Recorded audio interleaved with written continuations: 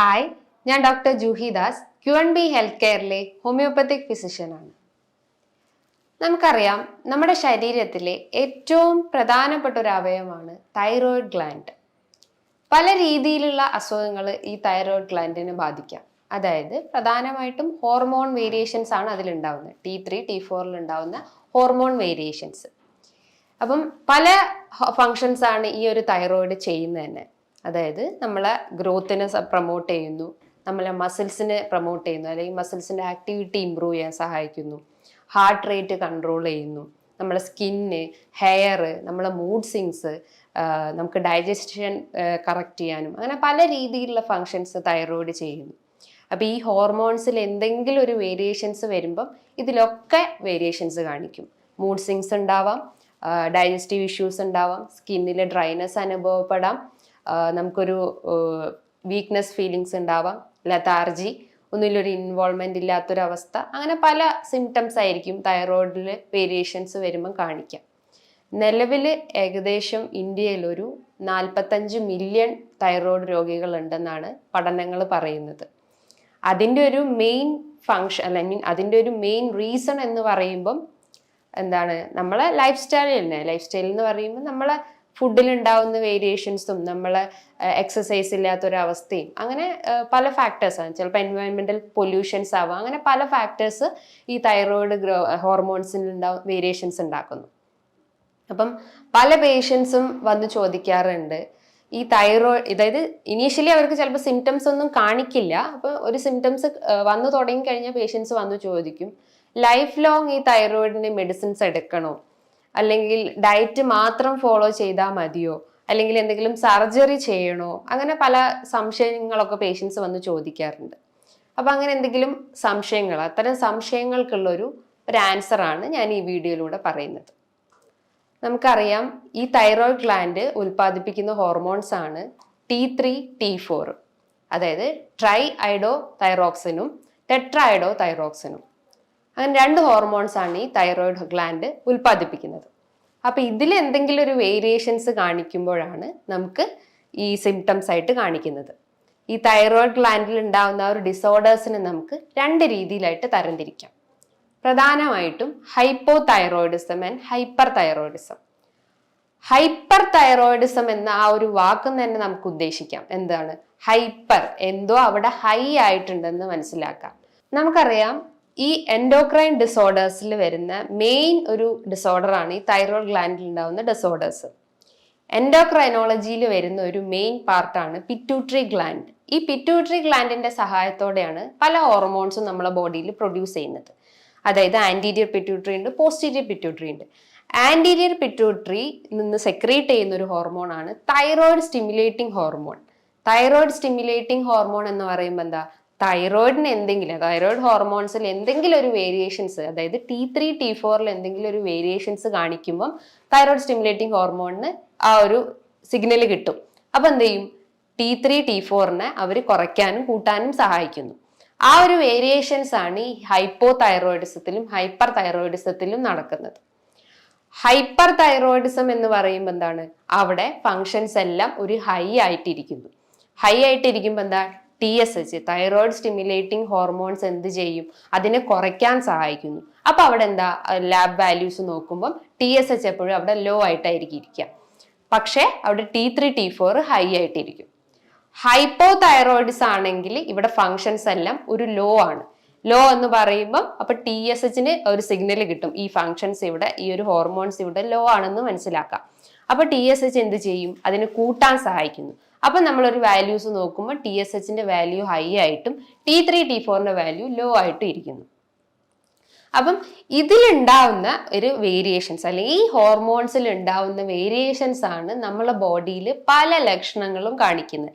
ഈ ഫങ്ഷൻസ് എല്ലാം തെറ്റിപ്പോകുമ്പം അത് മൂഡ് സ്വിങ്സ് ആയിട്ടും, കോൺസ്റ്റിപ്പേഷൻ, ഡയേറിയ, അല്ലെങ്കിൽ ഗ്യാസ് ട്രബിൾസ്, അല്ലെങ്കിൽ മസിൽസിലൊക്കെ ഒരു വീക്ക്നെസ് അനുഭവപ്പെടുന്നു, ഒരു ഡ്രൈനെസ് അനുഭവപ്പെടുന്നു, അങ്ങനെ പല ലക്ഷണങ്ങളായിരിക്കും ഓരോ പേഷ്യൻസിലും കാണിക്കുക. ഇനീഷ്യലി ചിലപ്പോൾ അവർക്ക് സിംറ്റംസ് ആയിട്ടൊന്നും കാണിക്കില്ല, ജസ്റ്റ് ഒരു വീക്ക്നെസ് മാത്രമായിരിക്കും. ചിലപ്പോൾ അവരൊരു ടെസ്റ്റ് ചെയ്താൽ, ലാബിൽ പോയിട്ട് നമ്മൾ ടെസ്റ്റ് ചെയ്യുമ്പോഴായിരിക്കും അതിൽ T3, T4, TSHലൊക്കെ വേരിയേഷൻസ് കാണിക്കുക.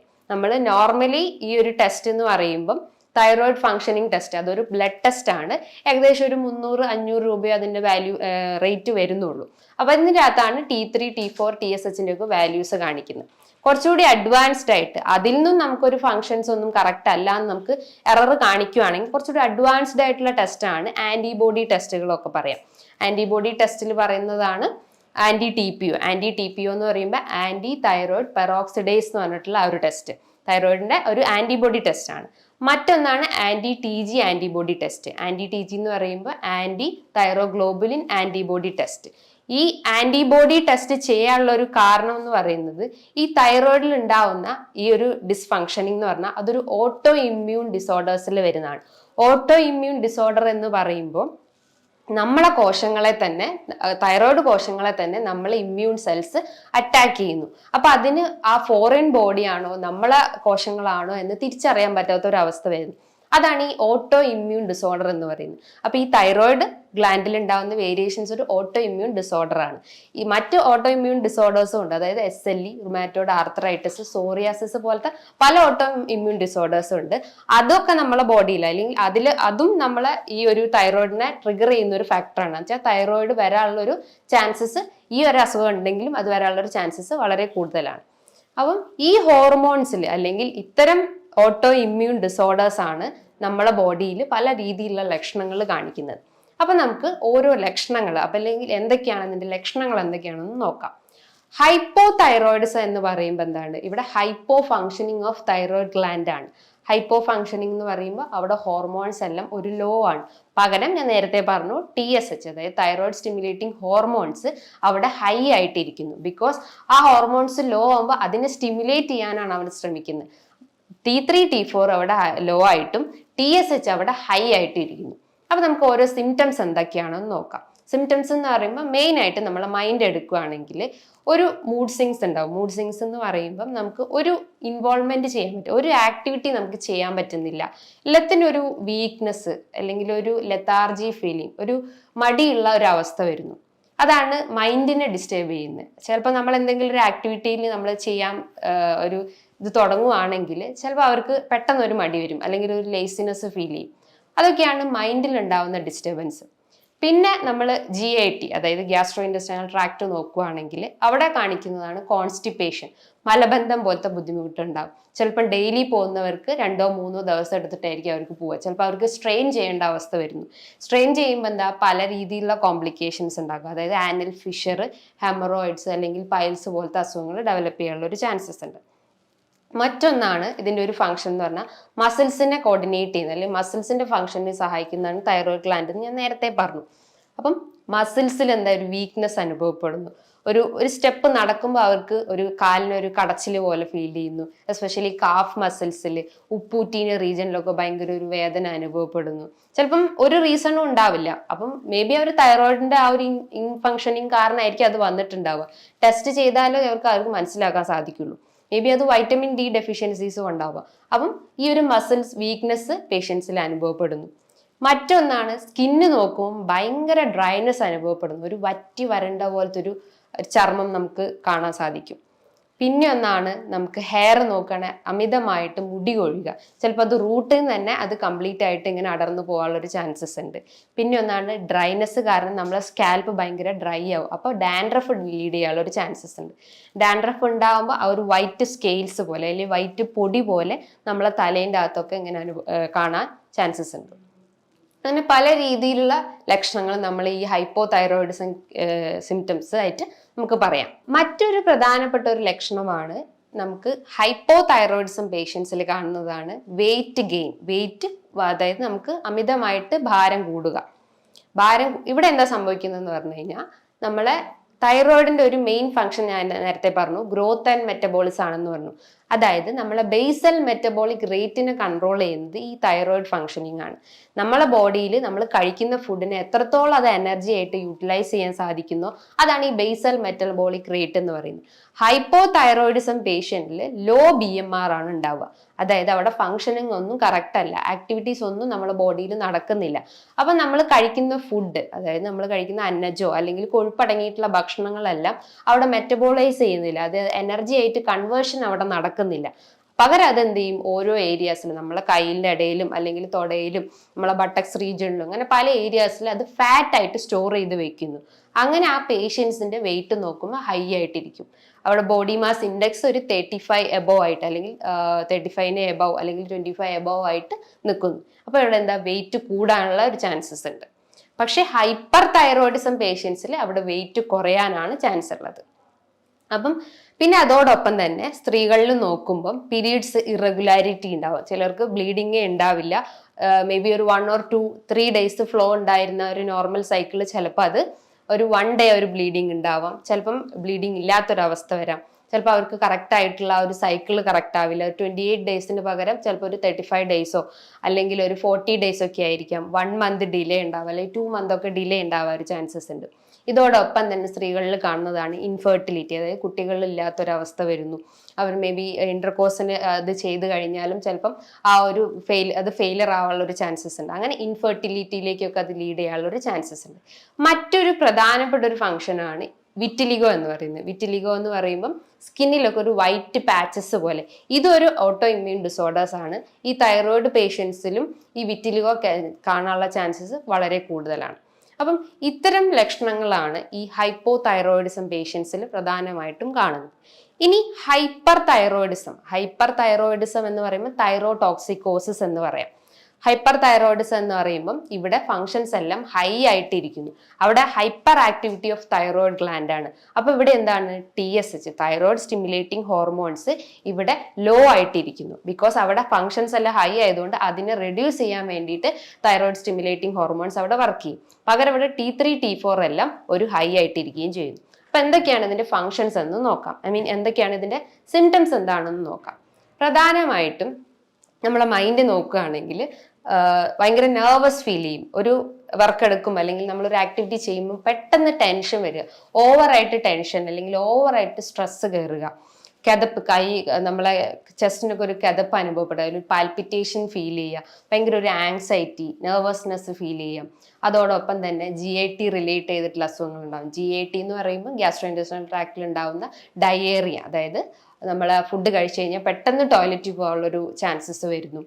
പിന്നെ പ്രധാനമായിട്ടും നമ്മൾ ശ്രദ്ധിക്കേണ്ടത് ഇവിടെ വെയിറ്റ് കുറയുന്ന ഒരവസ്ഥയാണ്. വെയിറ്റ് കുറയുക എന്ന് പറയുമ്പോൾ ഇവിടെ ബേസൽ മെറ്റബോളിക് റേറ്റ് ലോ ആണ്, ബേസൽ മെറ്റബോളിക് റേറ്റ് ഹൈ ആണ്. അപ്പോൾ അവിടെ എന്താണ്, അവിടെ ആക്ടിവിറ്റീസ് പെട്ടെന്ന് നടക്കും. നമ്മുടെ ബോഡിയിൽ ഫുഡിൻ്റെ ആ ഒരു കൺവേർഷൻ അല്ലെങ്കിൽ എനർജി കൺവേർഷൻ ഇവിടെ പെട്ടെന്ന് നടക്കുന്നു. അപ്പോൾ ബേസൽ മെറ്റബോളിക് റേറ്റ് അവിടെ ഹൈ ആയിട്ടിരിക്കുന്നു. അപ്പോൾ പെട്ടെന്നുള്ള ഒരു കൺവേർഷൻ കൊണ്ട് തന്നെ നമുക്ക് അപ്പറ്റൈറ്റ്, അതായത് നമുക്ക് വിശപ്പ് പെട്ടെന്ന് ഉണ്ടാവുന്നു, നമുക്ക് പെട്ടെന്ന് ഫുഡ് കഴിക്കാനുള്ള ഒരു ചാൻസസ് വരുന്നു. പക്ഷേ നമ്മുടെ ബോഡിയിൽ കറക്റ്റായിട്ട് അത് അബ്സോർപ്ഷനും അല്ലെങ്കിൽ ആ ഒരു മെറ്റബോളിസം കറക്റ്റ് ആവാത്തതുകൊണ്ട് തന്നെ അത് നമുക്ക് വെയിറ്റ് കുറയാനുള്ള ഒരു ചാൻസസ് ആണ് ഈ ഹൈപ്പർ തൈറോയിഡിസം പേഷ്യൻസിൽ കാണുന്നത്. ഇതോടൊപ്പം തന്നെ സ്കിന്ന് നോക്കുമ്പോൾ അവർക്ക് ഭയങ്കര റെഡ് കളറായിരിക്കും, ഒരു ഫ്ലഷ്ഡ് കളറായിരിക്കും. സ്കിന്നിൽ ഇപ്പോൾ ഫേസ് ആണെങ്കിലും നമ്മളെ കൈകാലുകൾ നോക്കുവാണെങ്കിൽ നല്ല റെഡ് അപ്പിയറൻസ് ആയിട്ടാണ് കാണപ്പെടുന്നത്. മറ്റൊരു പ്രധാനപ്പെട്ട ഒരു ലക്ഷണമാണ് നമ്മളെ ഹൈപ്പർ തൈറോയിഡിസം പേഷ്യൻസിൽ അബ്നോർമൽ പ്രൊട്രൂഷൻ ഓഫ് ഐബോൾ, അതായത് എക്സോഫ്താൽമസ് എന്ന് പറയും, ഗ്രേവ്സ് ഒഫ്താൽമോളജി എന്നൊക്കെ പറയപ്പെടുന്നു. നമ്മൾ ഈ ഒരു ഐബോൾ നോക്കുമ്പോൾ അതിങ്ങനെ പ്രൊട്രൂഡ് ചെയ്ത് അല്ലെങ്കിൽ പ്രൊജക്ട് ചെയ്ത് പുറത്തോട്ട് നിൽക്കുന്ന ഒരു അവസ്ഥ വരുന്നു. അതാണ് ഈ ഹൈപ്പർ തൈറോയിഡിസം പേഷ്യൻസിൽ നമ്മൾ പ്രധാനമായിട്ടും ശ്രദ്ധിക്കുന്ന ഒരു കാര്യം. പിന്നെ ഒന്നാണ് കൈകാലുകളിലൊക്കെ ഭയങ്കര വിറയൽ വരും, അല്ലെങ്കിൽ ഒരു ട്രമർ ഫീൽ ചെയ്യും. ജസ്റ്റ് കൈയൊന്ന് നമ്മൾ ഫ്രണ്ടിലോട്ട് വെച്ച് കഴിഞ്ഞാൽ അവർക്ക് ഇങ്ങനെ കൈ വിറയ്ക്കുന്ന പോലെ കാണാനുള്ള ഒരു ചാൻസസ് ഉണ്ട്. ഇത് ആൽക്കഹോളിക് പേഷ്യൻസിലും കാണപ്പെടുന്നുണ്ട്, അതായത് ലിവർ സിറോസിസ് സ്റ്റേജസിലൊക്കെ ഇത്തരം ലക്ഷണങ്ങൾ കാണാനുള്ള ഒരു ചാൻസസ് ഉണ്ട്. അപ്പൊ ഈ ഒരു ട്രമറും ഈ ഒരു ഹൈപ്പർ തൈറോയിഡിസം പേഷ്യൻസിൽ നമുക്ക് കാണാം. ഇതോടൊപ്പം തന്നെ മസിൽസിൽ ഭയങ്കര ഒരു വീക്ക്നെസ് അല്ലെങ്കിൽ ഒരു സ്റ്റിഫ്നെസ് അനുഭവപ്പെടുന്നു, ഒരു പെയിൻ ഫീൽ ചെയ്യുന്നു, നടക്കുമ്പോൾ ഒരു കാലിന് ഒരു വേദനയോ അല്ലെങ്കിൽ ഒരു കടച്ചിലൊക്കെ അനുഭവപ്പെടാനുള്ള ഒരു ചാൻസസ് ഉണ്ട്. പെട്ടെന്ന് കിതപ്പ് വരും, ഒരു സ്റ്റെപ്പ് നടക്കുമ്പോൾ നമ്മളെ കൈകാലിനൊക്കെ ഒരു തളർച്ച അനുഭവപ്പെടുക, അല്ലെങ്കിൽ ഹാർട്ടിനൊക്കെ പെട്ടെന്നൊരു കിതപ്പ് ഫീൽ ചെയ്യുക. ഇത്തരം ലക്ഷണങ്ങളാണ് ഈ ഹൈപ്പർ തൈറോയിഡിസം പേഷ്യൻസിൽ കാണപ്പെടുന്നത്. ഇനി ഈ ഒരു സിംറ്റംസ് ഒക്കെ കണ്ടു കഴിഞ്ഞാൽ ചിലപ്പോൾ ഇനീഷ്യലി സിംറ്റംസ് ഉണ്ടാവില്ല, കുറച്ചുകൂടി ഒരു സ്റ്റേജ് കഴിഞ്ഞ് കഴിഞ്ഞാലായിരിക്കും ആ സിംറ്റംസ് ഒക്കെ കുറച്ചുകൂടി ഹൈ ആവുക. വീക്ക്നെസ് അധികമാകുമ്പോഴാണല്ലോ നമ്മൾ എല്ലാ ടെസ്റ്റും അല്ലെങ്കിൽ ലാബിലൊക്കെ പോയി ടെസ്റ്റ് ചെയ്യുന്നത്. അപ്പോൾ പ്രധാനമായിട്ടും ടെസ്റ്റ് ചെയ്യേണ്ടത് എന്താണെന്ന് വെച്ചാൽ ഒരു ബ്ലഡ് ടെസ്റ്റ് ആണ്. ഞാൻ നേരത്തെ പറഞ്ഞിട്ടുള്ളതാണ് thyroid functioning test. Thyroid functioning ടെസ്റ്റിൻ്റെ അകത്ത് T3, T4, TSH ടെസ്റ്റ് നമുക്ക് ടെസ്റ്റ് ചെയ്യാം. ഇതൊരു ബ്ലഡ് ടെസ്റ്റ് ആണ്. ഇതോടൊപ്പം തന്നെ ആന്റിബോഡി ടെസ്റ്റും ചെയ്യുന്നതാണ്. നേരത്തെ പറഞ്ഞിട്ടുള്ള ആ 2 ആന്റിബോഡി ടെസ്റ്റ് ചെയ്ത് കഴിഞ്ഞാൽ നമ്മുടെ തൈറോയ്ഡ് ഫങ്ഷനിങ് എത്രത്തോളം കറക്റ്റ് ആണോ അല്ലെങ്കിൽ ഇംപ്രോപ്പർ ആണോ എന്നൊക്കെ അറിയാൻ സാധിക്കുന്നതാണ്. ഈ തൈറോയ്ഡ് രോഗികളിൽ ഗ്ലൂട്ടൻ, അതായത് അവർ ഫോക്കസ് ചെയ്യേണ്ട ഒരു ഡയറ്റ് എന്ന് പറഞ്ഞു കഴിഞ്ഞാൽ, അതായത് ഒഴിവാക്കേണ്ട ഒരു ഡയറ്റ് എന്ന് പറഞ്ഞാൽ ഈ ഗ്ലൂട്ടൻ റിച്ച് ആയിട്ടുള്ള ഭക്ഷണങ്ങൾ പാടെ ഉപേക്ഷിക്കാൻ ശ്രമിക്കുക. ഇതിൻ്റെ ഒരു ഫങ്ഷൻ അല്ലെങ്കിൽ ഇതിൻ്റെ ഒരു പത്തോളജി എന്ന് പറഞ്ഞു കഴിഞ്ഞാൽ, നമ്മളെ ശരീരത്തിൽ ഇൻഡസ്റ്റൈൻ്റെ അകത്തും തൈറോയിഡിൻ്റെ അകത്തും ഒരു എൻസൈം ഉണ്ട്, ടിഷ്യൂ ട്രാൻസ് ഗ്ലൂട്ടാമിനേസ് എന്ന് പറഞ്ഞിട്ടുള്ള ഒരു എൻസൈം ഉണ്ട്. ഇതിൻ്റെ സഹായത്തോടെയാണ് നമ്മൾ കഴിക്കുന്ന ഗ്ലൂട്ടൻ റിച്ച് ആയിട്ടുള്ള ഈ ആട്ട, മൈദ, റവ പോലത്തെ അല്ലെങ്കിൽ കിഴങ്ങ് വർഗ്ഗങ്ങൾ, ബിസ്ക്കറ്റ്, പേസ്ട്രി ഒക്കെ പോലത്തെ ഭക്ഷണങ്ങൾ കഴിക്കുകയാണെങ്കിൽ അതിനെ ഡൈജസ്റ്റ് ചെയ്യാൻ സഹായിക്കുന്നതാണ് ടിഷ്യൂ ട്രാൻസ് ഗ്ലൂട്ടാമിനേസ് എന്ന് പറഞ്ഞിട്ടുള്ള ഈ ഒരു എൻസൈംസ്. ഈ എൻസൈംസിന്റെ ഡെഫിഷ്യൻസി അവിടെ വരുമ്പം, അല്ലെങ്കിൽ ഇൻഡസ്റ്റൈൻസിലോ അല്ലെങ്കിൽ തൈറോയിഡിലൊക്കെ എന്തെങ്കിലും ഒരു ഡെഫിഷ്യൻസി വരുമ്പം ഈ ഡൈജഷൻ കറക്റ്റ് ആവില്ല, അല്ലെങ്കിൽ ഗ്ലൂട്ടൻ റിച്ച് ആയിട്ടുള്ള ഫുഡ് ഐറ്റംസിൽ ഡൈജഷൻ കറക്റ്റ് ആവില്ല. അപ്പോൾ അവർക്ക് ഗട്ട് റിലേറ്റ് ചെയ്തിട്ടുള്ള അസുഖങ്ങൾ ഡെവലപ്പ് ചെയ്യാം. ഗട്ട് റിലേറ്റ് ചെയ്യാന്ന് പറയുമ്പം ബ്ലോട്ടിങ്, അതായത് വയറ് വീർക്കുന്ന ഒരു ഫീലിംഗ് വരാം, പെട്ടെന്ന് ഗ്യാസ് കയറുക, ഏമ്പക്കം വരിക, കീഴ്വാഴ് വരിക, അതോടൊപ്പം തന്നെ ചിലപ്പം ഡയേറിയ പോലത്തെ സിംറ്റംസ് കാണിക്കുക, അതായത് വയറിളകി പോകുന്ന ബുദ്ധിമുട്ടുണ്ടാവാം, മലബന്ധം ബുദ്ധിമുട്ടുകൾ ഉണ്ടാവാം. ഇതിൻ്റെ ഒരു മെയിൻ റൂട്ട് കോസ് അല്ലെങ്കിൽ കാരണം എന്ന് പറഞ്ഞു കഴിഞ്ഞാൽ ടിഷ്യൂ ട്രാൻസ് ഗ്ലൂട്ടാമിനേസ് എന്ന് പറഞ്ഞിട്ടുള്ള ആ ഒരു എൻസൈംസിന്റെ ഡെഫിഷ്യൻസി കൊണ്ടാണ്. ഈ ഗട്ട് ഹെൽത്ത് ക്ലിയർ ആയിട്ടില്ലെങ്കിൽ അവർക്ക് മൂഡ് ഡിസോർഡേഴ്സ് ഉണ്ടാവാം. മൂഡ് ഡിസോർഡേഴ്സ് എന്ന് പറയുമ്പോൾ നമ്മളെ ശരീരത്തിൽ സെറോട്ടോണിൻ എന്ന് പറഞ്ഞ ഹോർമോൺസിൽ വേരിയേഷൻസ് ഉണ്ടാവും. ഈ സെറോട്ടോണിൻ എവിടുന്ന സെക്രീറ്റ് ചെയ്യുന്ന പറഞ്ഞാൽ നമ്മളെ GI ട്രാക്റ്റിൽ ഉണ്ടാവുന്ന ഒരു ഹോർമോൺസ് ആണ്. അപ്പം ഈ ഗട്ട് ക്ലിയർ ആയിട്ടില്ലെങ്കിൽ ഈ സെറോട്ടോണിൽ വേരിയേഷൻസ് കാണിക്കും. സെറോട്ടോണിൽ വേരിയേഷൻസ് കാണിച്ചു കഴിഞ്ഞാൽ നമുക്ക് മൂഡ് ഡിസോർഡേഴ്സ് ആയിട്ടുള്ള നെർവസ്, ആങ്സൈറ്റി, ഒരു ടെൻഷൻ അല്ലെങ്കിൽ ഒരു പാൽപിറ്റേഷൻ ഫീലിംഗ്, അങ്ങനത്തെ പല മൂഡ് റിലേറ്റ് ചെയ്തിട്ടുള്ള സിംറ്റംസ് കാണിക്കുക. അപ്പം ഈ ഗട്ട് മൈൻഡും ഇന്റർ കണക്റ്റഡ് ആണ് ഈ തൈറോയിഡ് പേഷ്യൻസിൽ. ഈ ഒരു തൈറോയിഡിൽ മാത്രമല്ല, മറ്റ് ഗട്ട് റിലേറ്റ് ചെയ്തിട്ട് അല്ലെങ്കിൽ മറ്റ് എന്ത് അസുഖമായാലും നമ്മൾ ഗട്ട് ക്ലിയർ ആയിട്ടില്ലെങ്കിൽ മെയിൻ സിംറ്റംസ് ആയിട്ടാണ് ഇത്തരം എന്താ പറയുക കോൺസ്റ്റിപ്പേഷൻ, മലബന്ധം പോലത്തെ ബുദ്ധിമുട്ടുകളൊക്കെ കാണിക്കുന്നത്. അപ്പോൾ നമ്മൾ പ്രോപ്പർ ആയിട്ടുള്ള ഒരു ഡയറ്റ് അവിടെ ഫോളോ ചെയ്ത് കഴിഞ്ഞാൽ, അല്ലെങ്കിൽ നല്ല രീതിയിലുള്ള ഒരു ന്യൂട്രിയൻസ് നമ്മളെ ഗട്ടിലേക്ക് എത്തിക്കഴിഞ്ഞ് കഴിഞ്ഞാലോ ഈ എൻസൈംസ് ഒക്കെ കറക്റ്റ് ആവുകയുള്ളൂ. മറ്റൊരു പ്രധാനപ്പെട്ട ഒരു ഡിസ്ഫങ്ഷനിങ് ആണ് തൈറോയിഡിനെ ബാധിക്കുന്നതാണ് ഗോയിറ്റർ എന്ന് പറയും. ഗോയിറ്റർ എന്ന് പറയുമ്പം നമ്മളെ തൈറോയിഡിന് എൻലാർജ്മെന്റ് സംഭവിക്കുന്നു, അല്ലെങ്കിൽ അവിടെ ഒരു സ്വെല്ലിംഗ് അനുഭവപ്പെടുന്നു. ഈ നൊഡ്യൂൾസ് പോലെ അല്ലെങ്കിൽ ചെറിയ ചെറിയ നൊഡ്യൂലാരിറ്റി പോലെ അവിടെ ഡെവലപ്പ് ചെയ്യുന്നു. ഇത് മൾട്ടി നോഡുലാരിറ്റി ഉണ്ട്, സിംഗിൾ നോഡുലാരിറ്റി ഉണ്ട്. അങ്ങനെ നോഡ്യൂൾ ഫോർമേഷൻ ആണ് ഈ ഗോയിറ്ററിൽ സംഭവിക്കുന്നത്. ഈ ഹൈപ്പോ തൈറോയിഡ്സ് അല്ലെങ്കിൽ ഹൈപ്പർ തൈറോയിഡ്സിന്റെ അണ്ടറിലായിട്ട് വരുന്നത്, ഹൈപ്പർ തൈറോയിഡിസത്തിന്റെ അണ്ടറിൽ വരുന്നതാണ് ഈ ഗ്രേവ്സ് ഡിസീസ്. ഗ്രേവ്സ് ഡിസീസിൽ വരുന്നതാണ് നമ്മൾ ഈ പ്രൊട്രൂഷൻ ഓഫ് ഐബോൾ എന്ന് പറയും. ഈ ഹൈപ്പോ തൈറോയിഡിസത്തിന്റെ അണ്ടറിൽ വരുന്നതാണ് ഹാഷിമോട്ടോ തൈറോയിഡൈറ്റിസ് എന്ന് പറയും. അതും ഒരു സ്വെല്ലിംഗ് ആണ്, അവിടെയും ഹോർമോൺസിൽ വേരിയേഷൻസ് കാണിക്കാം. അങ്ങനെ ഈ പല രീതിയിലുള്ള സിംറ്റംസ് അല്ലെങ്കിൽ ഇത്തരം ലക്ഷണങ്ങൾ കാണിക്കുകയാണെങ്കിൽ നമ്മൾ മെയിനായിട്ട് ഫോക്കസ് ചെയ്യേണ്ടത് നമ്മളെ ഡയറ്റാണ്. ചുമ്മാ അവിടെ മെഡിസിൻസ് മാത്രം എടുത്തു കഴിഞ്ഞാൽ അവിടെ ഒരു പൂർണ്ണമായിട്ട് ആ അസുഖം മാറത്തില്ല. ഈ ഒരു തൈറോയ്ഡ് വരാൻ പല കോസസ് ഉണ്ടാവാം. ആ ഒരു കോസസ് എന്ന് പറയുമ്പോൾ നമുക്ക് ഹെറിഡിറ്ററി ആവാം. ചിലപ്പോൾ നമ്മളെ ഗ്രാൻഡ് പാരൻസിനോ അല്ലെങ്കിൽ അച്ഛനും അമ്മയ്ക്കും ഒക്കെ തൈറോയ്ഡ് ഇഷ്യൂസ് ഉണ്ടെങ്കിൽ അവർക്കും അവരുടെ കുട്ടികൾക്കും തൈറോയ്ഡ് വരാനുള്ള ചാൻസസ് ഒരു 70% കൂടുതലാണ്. മറ്റൊന്നാണ് നമ്മളെ ഡയറ്റിൽ ഗ്ലൂട്ടൻ റിച്ച് ആയിട്ടുള്ള ഫുഡ് ഐറ്റംസ് അല്ലെങ്കിൽ സോയ പ്രൊഡക്ട്സ്, മിൽക്ക് പ്രൊഡക്ട്സ്, തൈര് അങ്ങനത്തെ ഐറ്റംസ് ഒക്കെ കൂടുതലായിട്ട് എടുക്കുകയാണെങ്കിലും ഈ തൈറോയ്ഡ് വരാനുള്ള ചാൻസസ് ഉണ്ട്. അപ്പം ഡയറ്റ് നമ്മൾ മെയിനായിട്ട് ഫോക്കസ് ചെയ്യാൻ ശ്രമിക്കാം. മറ്റൊരു പ്രധാനപ്പെട്ട ഒരു കാരണം എന്ന് പറഞ്ഞു കഴിഞ്ഞാൽ നമ്മൾ എൻവയോൺമെന്റൽ പൊല്യൂഷൻസ്, നമ്മൾ എന്തെങ്കിലും ടോക്സിൻസിന് എക്സ്പോഷർ ആയി കഴിഞ്ഞാൽ, സെലീനിയം അല്ലെങ്കിൽ എന്തെങ്കിലും കെമിക്കൽസ് ഒക്കെ നമ്മൾ എക്സ്പോഷർ ആയി കഴിഞ്ഞാൽ അതും തൈറോയിഡിൽ വേരിയേഷൻസ് കാണിക്കും. അപ്പം കോസസ് എന്താണോ എന്നല്ല നമ്മൾ നോക്കേണ്ടത്, നമ്മളെ സിംറ്റംസ് നോക്കിയിട്ട് അതിന് പ്രോപ്പർ ആയിട്ടുള്ള ഒരു ട്രീറ്റ്മെന്റ് എടുക്കുകയും വേണം. കോസ് നമുക്ക് റൂട്ട് കോസ് എന്താണെന്ന് കണ്ടെത്തിയിട്ട് അതിന് ട്രീറ്റ്മെന്റ് നമുക്ക് വേറെ എടുക്കാം. പക്ഷെ നമ്മൾ എന്തായാലും അതിന്റെ സിംറ്റംസ് നോക്കിയിട്ട് അതിന്റെ പ്രോപ്പർ ഡയറ്റും എക്സസൈസും ഒക്കെ മെയിനായിട്ട് നമ്മൾ ഫോക്കസ് ചെയ്യണം.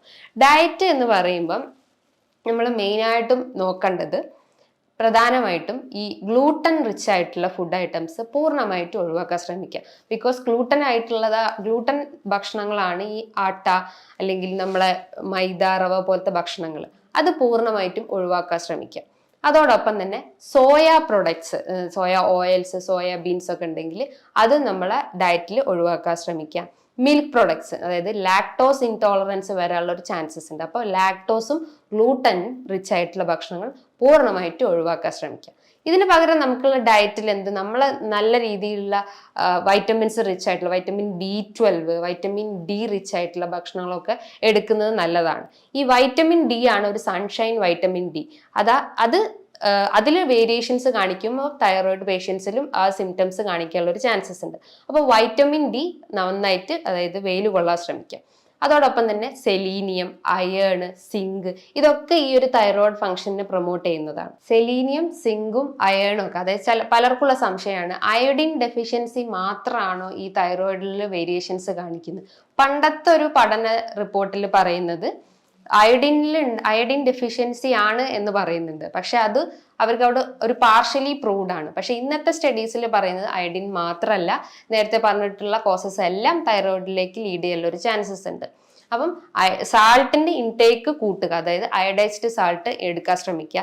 സെലീനിയം റിച്ച് ആയിട്ടുള്ള നല്ല നല്ല നട്ട്സ് ഐറ്റംസ്, ബദാം, ആൽമണ്ട്, ബ്രസീൽ നട്ട്സ്, അങ്ങനെ നട്ട്സ് ഐറ്റംസ് എടുക്കാൻ ശ്രമിക്കുക. ഇതിൻ്റെ അകത്ത് ഒരുപാട് ആന്റി ഓക്സിഡന്റ് പ്രോപ്പർട്ടി അല്ലെങ്കിൽ ആന്റി ഇൻഫ്ലമേറ്ററി പ്രോപ്പർട്ടി ഉണ്ട്, അതെടുക്കാൻ ശ്രമിക്കുക. അതോടൊപ്പം തന്നെ വൈറ്റമിൻ B12 റിച്ച് ആയിട്ടുള്ള ചെറിയ ചെറിയ ലീഫി വെജിറ്റബിൾസ്, ഫിഷ് ഐറ്റംസ് ആയിട്ടുള്ള അയല അല്ലെങ്കിൽ മത്തി, കണവ, അങ്ങനത്തെ ചെറിയ മത്സ്യങ്ങൾ എടുക്കാൻ ശ്രമിക്കുക. ഇതിൻ്റെ അകത്തും omega-3 ഫാറ്റി ആസിഡ്സ് ഒരുപാട് അടങ്ങിയിട്ടുണ്ട്. ഇതും നമ്മളെ ബോഡിയിൽ എന്തെങ്കിലും ഒരു സ്വെല്ലിങ്ങോ നീർക്കെട്ടോ ഉണ്ടെങ്കിൽ അത് കുറയ്ക്കാൻ സഹായിക്കുന്നതാണ്. അപ്പോൾ നമ്മൾ ഡയറ്റിൽ ഇത്തരം കാര്യങ്ങൾ ഫോക്കസ് ചെയ്ത് കഴിഞ്ഞാൽ നമുക്ക് ഈ ഒരു അസുഖത്തെ നമുക്ക് ആ ഒരു കംപ്ലീറ്റ് ആയിട്ട് നമുക്ക് മാറ്റിയെടുക്കാൻ സഹായിക്കാം. ഇതോടൊപ്പം തന്നെ നമ്മളെ നല്ല രീതിയിൽ ഒരു വർക്കൗട്ട് ചെയ്യാം. വണ്ണുള്ള ആളുകളാണെങ്കിൽ വെയിറ്റ് കുറയ്ക്കാൻ ശ്രമിക്കുക. ഒരു 8 to 10 kg മന്ത്ലി ആ ഒരു വർക്കൗട്ടൊക്കെ ചെയ്തിട്ട് അത് റെഡ്യൂസ് ചെയ്യാൻ ശ്രമിക്കുക. വർക്കൗട്ട് എന്ന് പറയുമ്പോൾ കാർഡിയക് എക്സസൈസ് ആവും. നല്ല രീതിയിൽ ഒരു 15 മിനിറ്റ് നടക്കം, അല്ലെങ്കിൽ ഓട്ടം, അല്ലെങ്കിൽ സ്കിപ്പിംഗ്, ജമ്പിങ്, അങ്ങനെ പല രീതിയിലുള്ള എക്സസൈസ് ഡെയിലി ഫോളോ ചെയ്യുന്നതും നല്ലതാണ്. ബിക്കോസ് അത്രയും കലോറി അവിടെ ബേൺ ഔട്ട് ആവുകയാണ്. അപ്പം എക്സസൈസ് ഫോളോ ചെയ്യാൻ ശ്രമിക്കുക. പ്ലസ് ഒരു ഡയറ്റ്, നല്ല രീതിയിൽ ഒരു ഡയറ്റ് ഫോളോ ചെയ്യാൻ ശ്രമിക്കുക. ഒരു തേർഡ് പേഴ്സൺ മാത്രം നിങ്ങൾ മെഡിസിൻസിനെ കണ്ടാൽ മതി. മെഡിസിൻസിനെ മാത്രം ഡിപ്പെൻഡ് ചെയ്തിരുന്നു കഴിഞ്ഞാൽ നമ്മളെ ഡയറ്റ് ഫോക്കസ് ചെയ്തിട്ടില്ലെങ്കിൽ ഈ സിംറ്റംസ് ഹൈ ആവാനുള്ള ഒരു ചാൻസസ് ഉണ്ട്. സോ നമ്മൾ ലൈഫ് ലോങ് മെഡിസിൻസിനെ എടുക്കുന്നതിന് പകരം നമ്മളെ ഡയറ്റിൽ നന്നായിട്ട് ന്യൂട്രിയൻസും വൈറ്റമിൻസും റിച്ച് ആയിട്ടുള്ള ഫുഡ് ഐറ്റംസ് എടുക്കാൻ ശ്രമിക്കുക. ഇനി ഇതുമായി ബന്ധപ്പെട്ട് നിങ്ങൾക്ക് എന്തെങ്കിലും സംശയങ്ങൾ ഉണ്ടെങ്കിൽ താഴെ കാണുന്ന നമ്പറിൽ നിങ്ങൾക്ക് കോൺടാക്ട് ചെയ്യാവുന്നതാണ്. ഇനിയും നല്ലൊരു ഹെൽത്ത് ടോപ്പിക്കുമായി വീണ്ടും കാണാം. Thank you.